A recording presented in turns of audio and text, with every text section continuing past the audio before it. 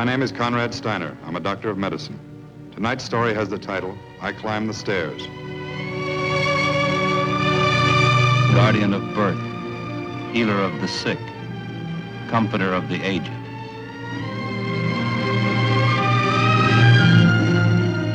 To the profession of medicine, to the men and women who labor in its cause, this story is dedicated.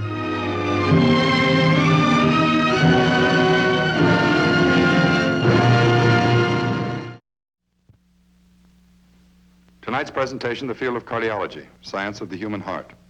The object and point, 11 ounces of tissue and muscle, 4 inches high, 3 inches wide, 4 openings, 4 chambers, 4 valves. In a single year, it pumps over 300,000 gallons. The case in point, Annie Schrader. She's 19 years old, unmarried. She works in the airport at the newsstand, and she has no idea how very close to death she stands.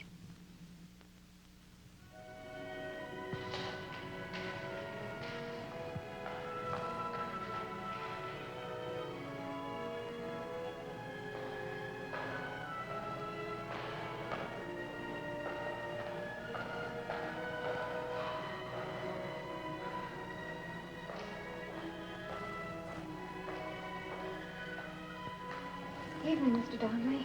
Oh, Annie. The usual? Uh-huh. Oh, am I very late? Well, you've done better and you've done worse. I missed about 5 minutes, I guess. Young fellow around asking for you. Blonde? A little bit taller than me? Said he'd wait for you upstairs on the second landing. Thank you, Mr. Donnelly. And stop running.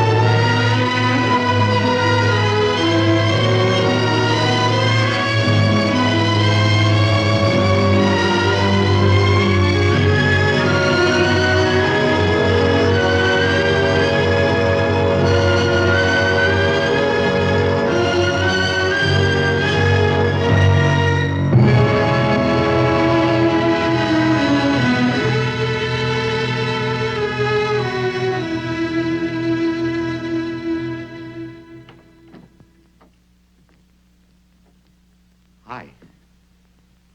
Hi.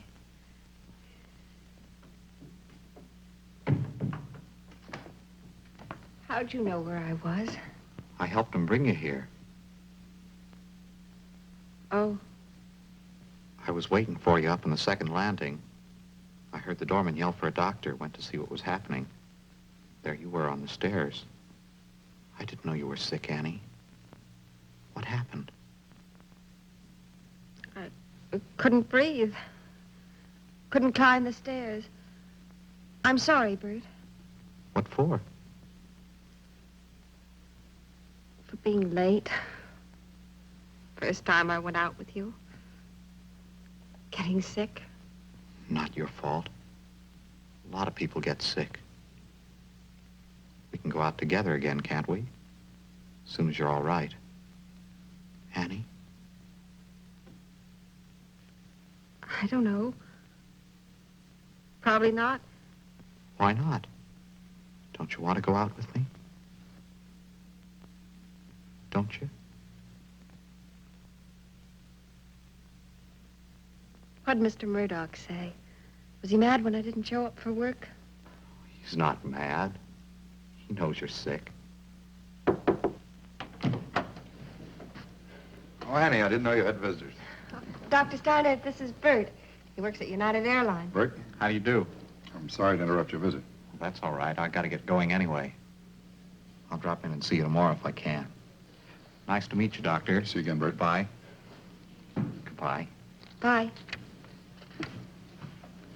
It's a nice-looking boy. Is your boyfriend? What? I said, is that your boyfriend? Oh, no.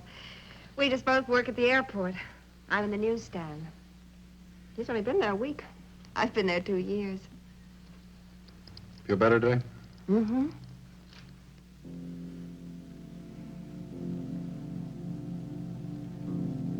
Have any other visitors? No.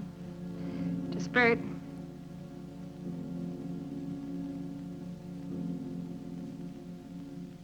Your family lives out of town, is that right? Well, I only have my sister. She got married and lives in Nebraska. What's the matter with me, Doctor? Do you know?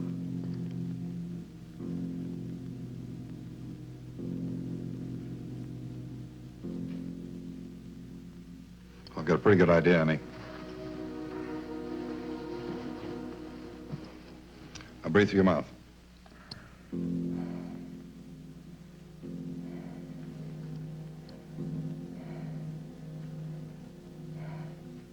Nurse tells me it's been 3 or 4 years since you were in for a checkup. Oh, I guess so. I kept putting it off. You know how it is. Breathe through your mouth.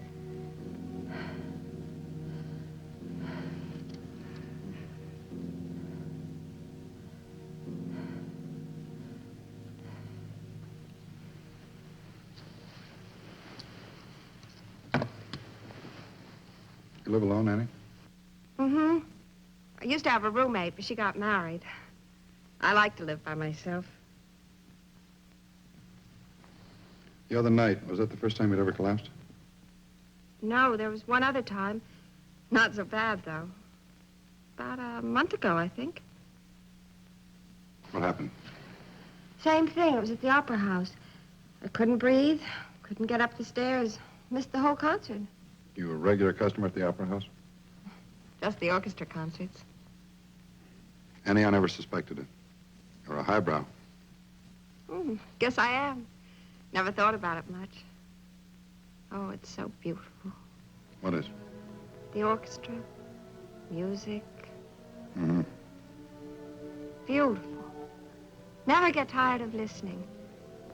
I don't like sitting down on the main floor. It's too much noise. But it's up in the balcony, the dark, just sitting there and listening. You can think about anything at all. Go any place you want to. Music's just all around you. Way up the top in the dark. Well, I'm afraid the balcony's going to have to get along without you for a while. No more stair climbing, at least for the time being. What's the matter? It's your heart, Annie. What's wrong with it? Well, judging from your history, I'd say it happened several years ago. You probably didn't even know it at the time, but your heart was damaged, and it's been going downhill ever since. Do I ever get well? We'll take some chest x-rays tomorrow, and we'll get another electrocardiogram on you. What's that? Well, it's one way of finding out what condition your heart's in. It's just a machine that records the impulses of the heart on a chart. We read the chart, and we can get an idea of what's wrong with you. Oh. And when the lab work is finished, we're going to see a specialist, Annie. Dr. Parrish. If anybody can help us, he can. What's he gonna do? We'll find out when we talk to him. Might mean an operation. Oh. A few days later, the patient is re-examined by a chest surgeon to determine the condition of her heart and the advisability of surgery. Chest films are taken, and the extent of damage to the heart is charted by means of fluoroscopy and the electrocardiograph. Here, each contraction of the heart is translated into a series of graphs. They're going to operate on you. When? Day after tomorrow, 8 o'clock in the morning. Oh, it's gonna be all right, Bert. What are they going to do? Open up my heart? Huh? That's right. Got it here somewhere. You know, I don't think the doctor wanted to tell me at first. Thought it'd scare me, I guess. But I told him it was my heart, and I had a right to know what he was going to do to it. What did he say? Well, this is the way he showed me. You see, this is a picture of my heart he drew for me.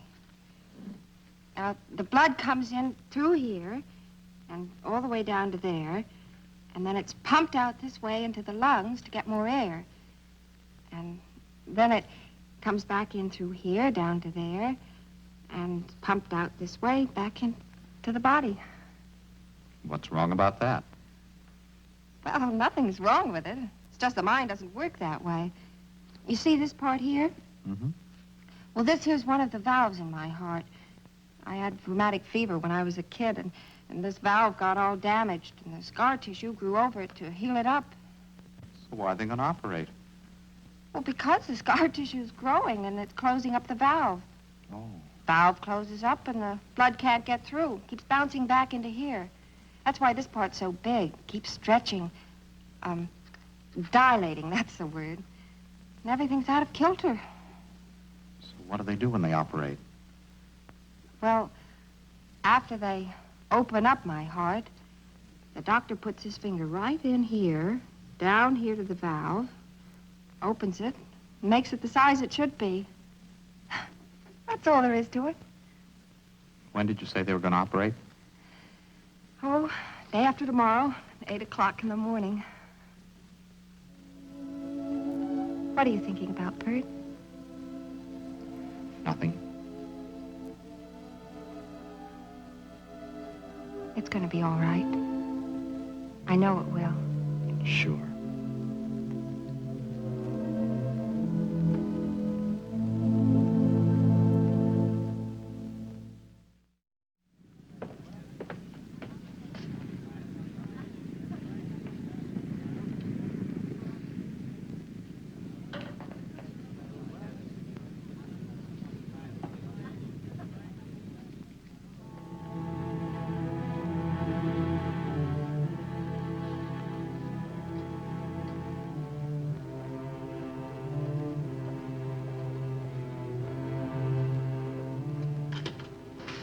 So the critical hour arrives, but Annie Schrader will never remember it.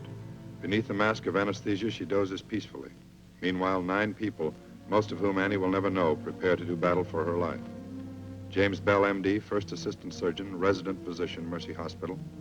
Joseph Allen Parrish, M.D., American Board of Thoracic Surgeons. George Van Buren, M.D., the anesthesiologist. Louis Waterman, M.D., the cardiologist. Fellow of the American College of Medicine.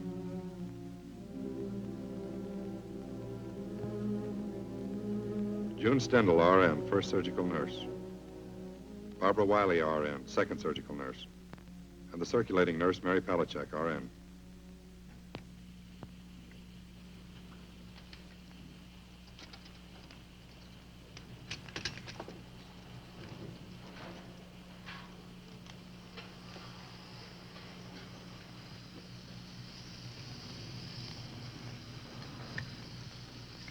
Is the patient ready?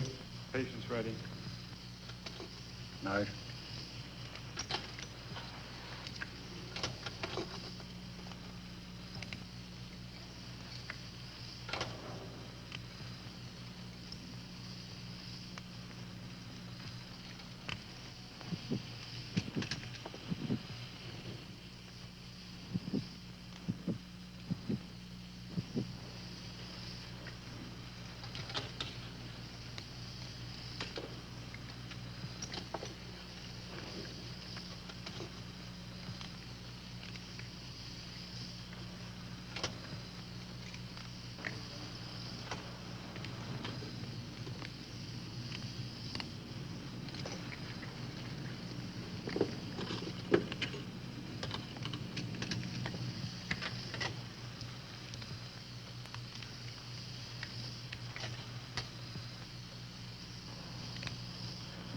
Silk ties.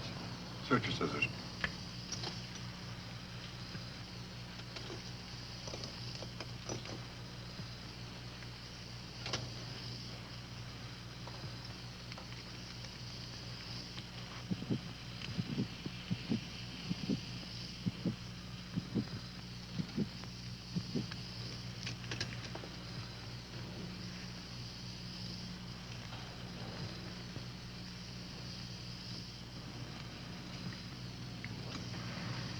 Two more sponges, please.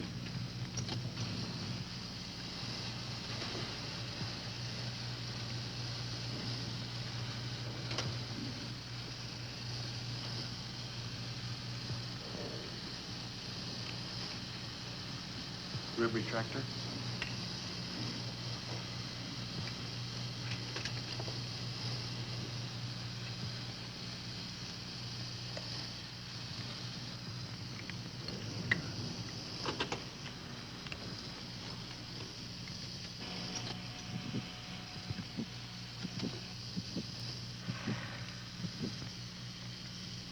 Forceps. And now the turning point, the venture into a world where life and death is separated by degrees of centimeters. The incision has been made at the 5th intercostal space between the 5th and 6th ribs. The ribs have been parted, the left lung gently pushed aside, and the heart of Annie Schrader lies exposed. Completely encasing Annie's heart is a fibrous membrane, the pericardial sac. Gently, with a pair of forceps, it is picked up and held exposed. The next move, open the membrane, enter the heart. Put your hand on the heart. Feel the shock? Mm-hmm. Round the arc. Blood hitting that small opening. Can't get through. It's thrown back. Suture.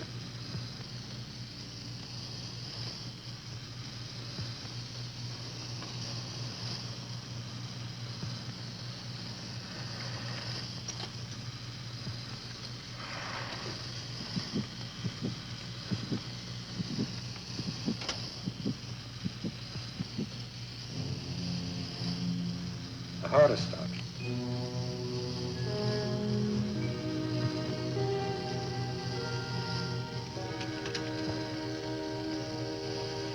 What does the electrocardiograph say?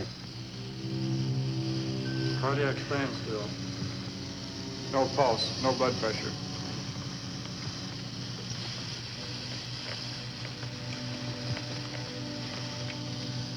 I'm establishing artificial heartbeat and manual compression.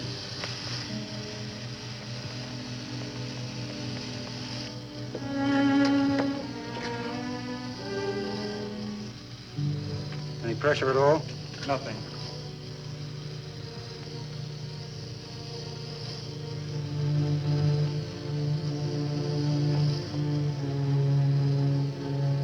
Somebody watch the time. Any cardiac response? Complete standstill? Nothing. No ventricular fibrillation.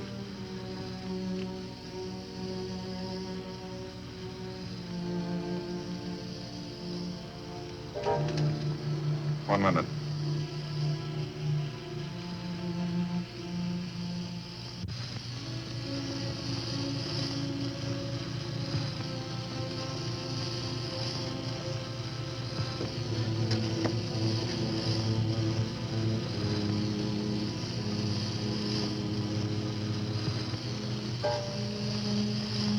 Two minutes. How's her color? Poor.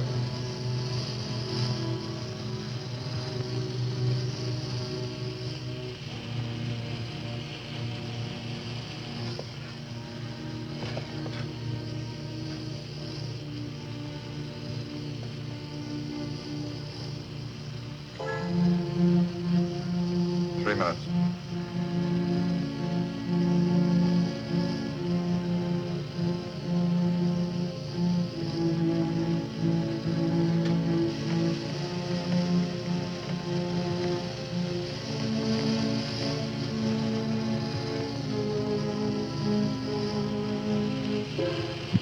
Response? Yeah.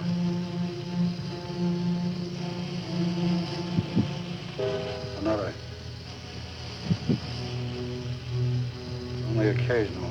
Not effective.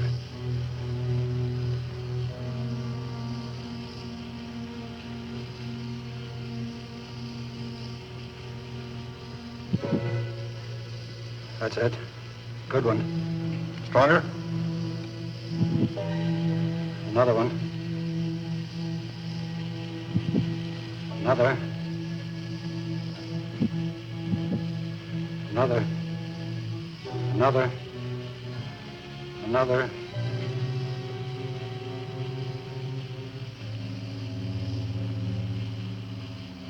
What do you think? Wait a few minutes. See if it gets back to normal. Right.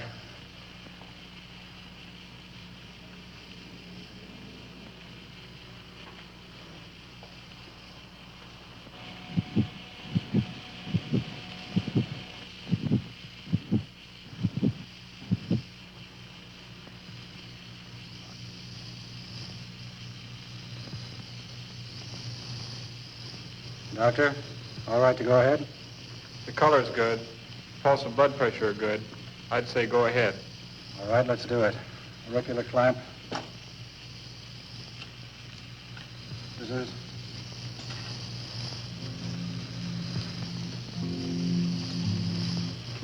So the actual surgery resumes. The auricular clamp is fixed in place. The incision is made through the wall of the heart on the upper left side, and the surgeon's finger penetrates the opening down into the heart, down to the scarred and contracted mitral valve. The surgeon's finger pushes through the valve itself, parting the scar tissue.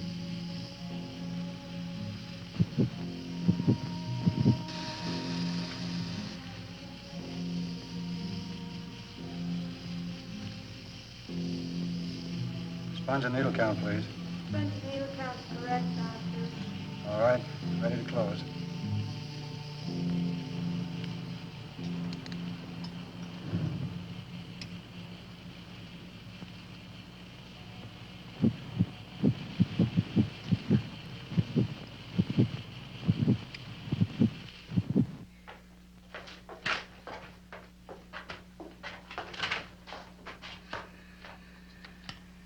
Touch and go for a while, huh? Mm-hmm.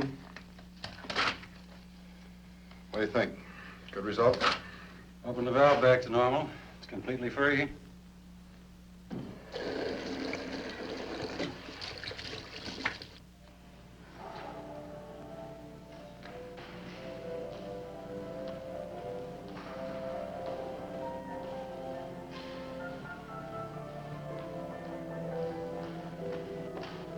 Good evening, Mr. Donnelly.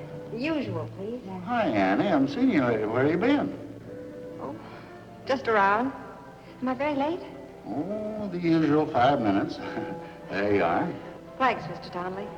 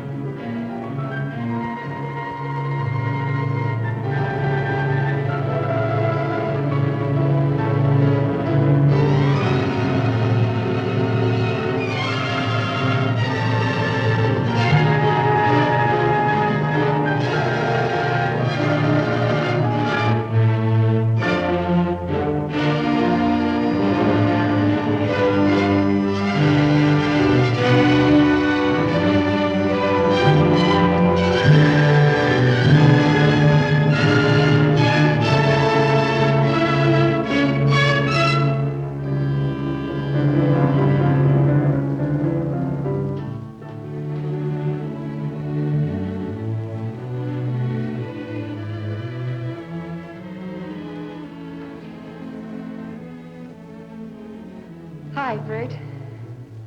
Hi. Am I very late? You're not late.